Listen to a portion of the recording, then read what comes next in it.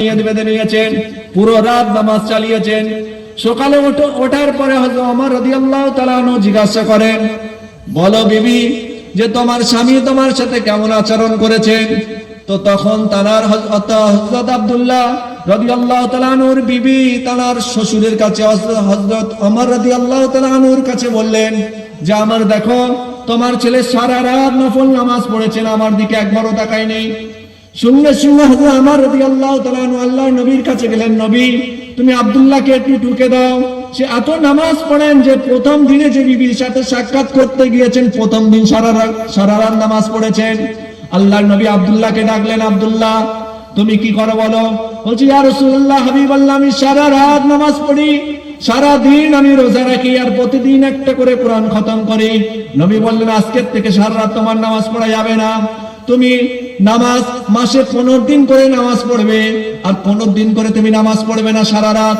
বলছি ইয়া রাসূলুল্লাহ, হাবিবাল্লাহ, আমার শক্তি অনেক বেশি আছে, আমি পুরো রাত জাগলেও আমার শরীরের ভিতরে কোনো কমজোরি আসে না, সেজন্য আপনি আমাকে পারমিশন দেন যাতে পুরো রাত নামাজ পড়তে পারে। নবী পাক সাল্লাল্লাহু আলাইহি ওয়াসাল্লাম মানা করে দিলেন যে প্রতিদিন সারা রাত করে তোমার জাগার দরকার নেই। বলছে তুমি দিনে কি করে বলো?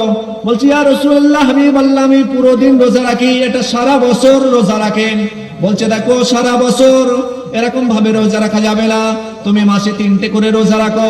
বলছি ইয়া রাসূলুল্লাহ, হাবিবাল্লাহ, আমার শক্তি অনেক বেশি আছে, রোজা রাখলে আমার শরীর কমজোর হয় না।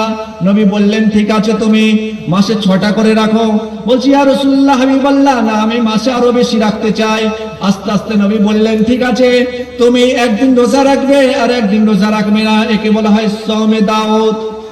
একদিন রোজা রাখা, একদিন রোজা রাখবে না, আর প্রতিদিন কোরআন শরীফ খতম করবে না, তুমি কমসে কম 7 দিনে একটা করে কোরআন শরীফ খতম করবেন। হযরত আব্দুল্লাহ রাদিয়াল্লাহু তাআলা আনহু বললেন, ইয়া রাসূলুল্লাহ, হাবিবাল্লাহ, আমি ভালো পড়তে পারি, তা আমার কোনো অসুবিধা নেই, আপনি আমাকে পারমিশন দেন যাতে আমি প্রতিদিন একটা করে কোরআন খতম করতে পারি। আল্লাহর নবী লাস্টে বললেন, কমসে কম 3 দিনের কমে যেন একটা কোরআন খতম না হয়। কদিনের?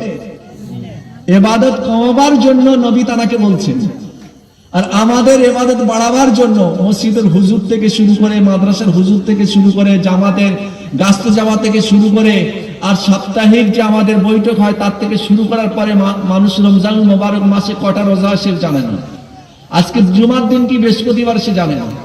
সাহাবাদের হালত দেখুন, ওদিকে সাহাবাকে নবী পাক সাল্লাল্লাহু আলাইহি ওয়াসাল্লাম আমলের বিষয় কমাচ্ছেন যে প্রতিদিন কোরআন খতম প্রতিদিন করা যাবে না, প্রতিদিন একটা করে কোরআন খতম করা খুব সহজ কাজটা নাকি? কি মনে হয়? আব্দুল্লাহ ইবনে আমর ইবনে আস রাদিয়াল্লাহু তাআলা আনহু প্রতিদিন একটা করে কোরআন খতম করতেন, আর সারা রাত কথা বলেন, সারা রাত কি করতেন? আর সারা দিন?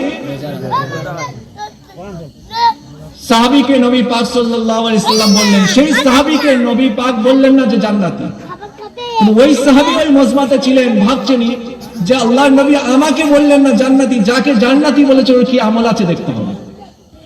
এখন হযরত আব্দুল্লাহ ইবনে আমর ইবনে আস রাদিয়াল্লাহু তাআলা আনহু ওই সাহাবীর কাছে চলে গেলেন, যাকে আল্লাহর নবী বলেছেন জান্নাতি জান্নাতি জান্নাতি 3 দিন। গিয়ে বলছেন, ভাই দেখো, আমার আপনার সাথে একটু গন্ডগোল হয়ে গেছে, থাকার কোনো জায়গা নেই, আপনার কাছে থাকতে চাই, থাকতে পারবো কি বলেন? ও সাহাবী বললেন, কোনো অসুবিধা নেই, তুমি থেকে যাও। হযরত আব্দুল্লাহ ইবনে আমর ইবনে আস রাদিয়াল্লাহু তাআলা আনহু ইশার সালাত আদায় করলেন, নামাজ পড়লেন, পড়ার পরে একই জায়গায় দুজন শুলেন।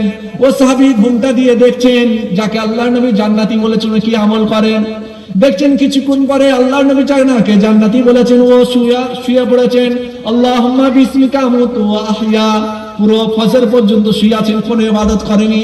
ফজর আজান হয়েছেন, যে হাইয়া আলাস সালাহ, আবার উঠেছেন, ফজরের নামাজ পড়েছেন। দ্বিতীয় দিন দেখছেন দুনিয়ার সব কাজে তিনি আবার আছেন। দ্বিতীয় দিন এশার নামাজ পড়েছেন, এ সাহাবী ভাবছেন মনে হয় সারা রাত নামাজ পড়বেন, দেখছেন না সারা রাত নামাজ নয়, এশার নামাজ পড়ে এসে আবার আল্লাহুম্মা বিসমিকা আমুতু ওয়া আহইয়া, আবার শুয়ে পড়েছেন। কোন রাতের তাহাজ্জুদের নামাজের জন্য ওঠেননি, সালাতুল হাজাতের জন্য ওঠেননি, সালাতুত তাসবিহের জন্য ওঠেননি। এনার মনে মনে জাগলো, মনে হয় নবীর কিছু ডিস্টার্ব হয়েছে, ভুলে গিয়েছেন, মনে হয় কাকে জান্নাতি বলেছেন, সারা রাত তো ওঠেনি, আমি তো সারা রাত নামাজ পড়ি। তৃতীয় দিন আবার দেখলেন যাকে আল্লাহর নবী জান্নাতি জান্নাতি বলেছেন, ও এশার নামাজ পড়ে এসেছেন। এ খুব টিভি আওড়ান ভাবে দেখছেন, মনে হয় শেষ রাতে কিছু আমল করতে পারেন। পুরো রাত জেগে আছেন, দেখছেন না ও সাহাবী প্রথম দিন দ্বিতীয় দিনে নেয় আজকের আল্লাহুম্মা বিসমিকা আমুতু ওয়া আহইয়া পড়ে ঘুমিয়ে পড়েছেন। ফজরে আযান হয়েছে, উঠেছেন, ফজরের নামাজ পড়েছেন। তৃতীয় দিন আব্দুল্লাহ ইবনে আমর ইবনে আস রাদিয়াল্লাহু তাআলা আনহু ওনার কাছ থেকে বিদায় নিচ্ছেন। ওই জান্নাতি সাহাবাটা ধরলেন, বলছেন ভাই তুমি চলে যাচ্ছ কেন, থেকে যাও। বলছেন আমি আর থাকবো না, আমি যে জন্য এসেছি আমার পূরণ হয়ে গেছে। বলে ভাই তুমি কি কেন এসেছিলেন আর কি দেখলেন, কেন চলে যাও? তখন বলছেন দেখো তোমাকে আল্লাহর নবী 3 দিন ভর বলেছেন এই জান্নাতি এ জান্নাতি এ জান্নাতি। আমার মনে জাগলো নিশ্চয় তোমার কিছু খাস আমল আছে, নির্দিষ্ট কোন আমল আছে যে আমলটা আল্লাহ পছন্দ করেন, সেজন্য আল্লাহর নবী আপনাকে জান্নাতি জান্নাতি বলেছেন। কিন্তু ভাই জেনে নাও আমি 3 দিন ভরে এসেছি, আমি আব্দুল্লাহ ইবনে আমর ইবনে আস যে প্রতিদিন সারা রাত তাহাজ্জুদের নামাজ পড়েন, সারা দিন রোজা রাখি, প্রত্যেক দিন একটা করে কোরআন খতম করি। কিন্তু আমাকে দেখলাম প্রথম দিন তুমি সারা রাত ঘুমিয়েছো, দ্বিতীয় দিন তুমি সারা রাত ঘুমিয়েছো, তৃতীয় দিন দেখলাম সারা রাত ঘুমিয়েছো, তোমার ভিতরে কিছু আমল নেই। তখন ওই জান্নাতি সাহাবাটা ডাকলেন হযরত আব্দুল্লাহ ইবনে আমর ইবনে আস রাদিয়াল্লাহু তাআলা আনহুকে ডেকে বললেন ভাই একটা কথা বলবো, আমার ভিতরে কিছু বড় আমল নেই, একটা আমল আছে, সেটা কি তোমাকে শোনাবো? তখন ইনি অবাক হয়ে গিয়ে বলছেন হ্যাঁ নিশ্চয়ই শুনুন, আমি তো শোনার জন্য এসেছি, 3 দিন ভোর আপনার দরবারে পড়েছিলাম। বলে দেখো আমি যখন শুই সারাদিন যার সাথে যা গন্ডগোল হয় সবার সময় দিল থেকে সকলকে মাফ করে দিই, সব কিছু ভুলে গিয়ে দিলকে পুরো পরিষ্কার করে শুই। বলুন সুবহানাল্লাহ। বলছেন এটা আল্লাহর কাছে এত পছন্দনীয় হয়ে গেছেন, আল্লাহর কাছে এত পছন্দের আমলটা যে নবী পাক সাল্লাল্লাহু আলাইহি ওয়াসাল্লামের কাছে আল্লাহ ওহী করলেন, হে নবী তুমি বলে দাও যে সবার সময় দিলকে পরিষ্কার করে শোয়, কারো